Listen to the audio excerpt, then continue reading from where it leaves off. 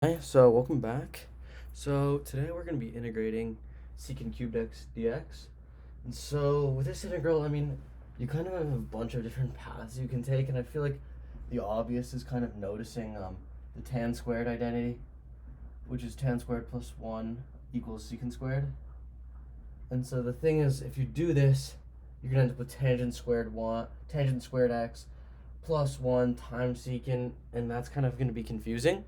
So what the move is actually is to break this integral. First step is to just kind of separate it a little bit, and we're gonna break it into secant squared x. Secant squared x secant x. Okay. We obviously know this isn't changing it because if we just multiplied this together, I'll let you see that there. Okay. And I think our next step is probably gonna do integration by parts. So if we say u equal to, okay, what do we know how to differentiate? Oh, secant x, so u equals secant x, du equals secant x tangent x, obviously. And then if we say dv equals secant squared x, thus v equals tangent x. And this should be a dx because it's the differential of du. Nice. And so now if we set this integral up, we're going to have uv secant x tangent x. Okay, minus integral, and just so we all know this, it's uv minus integral v du.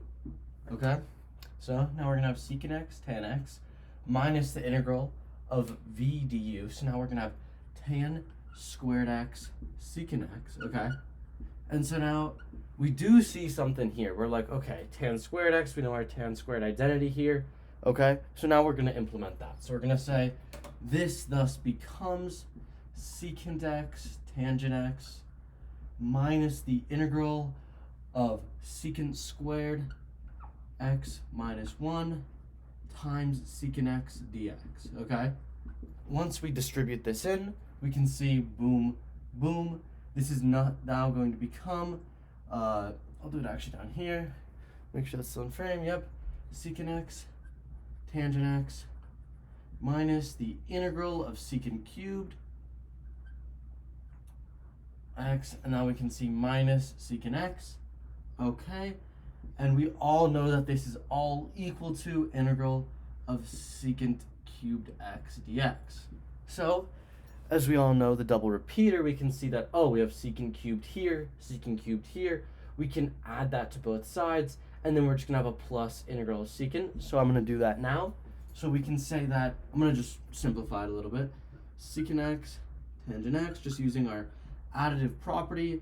So we'll have minus integral of secant cubed x dx minus or plus integral of secant x dx equals integral of secant cubed x dx. Now after we do some fancy little thing, we'll add integral of secant cubed x dx to both sides.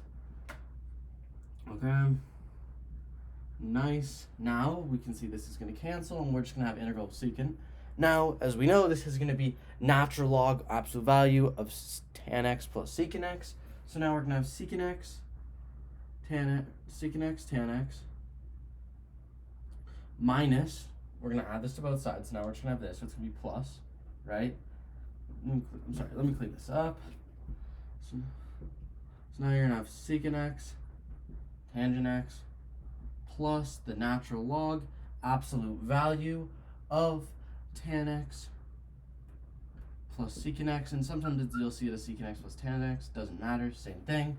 And this is all equal to 2 integral of secant cubed x dx.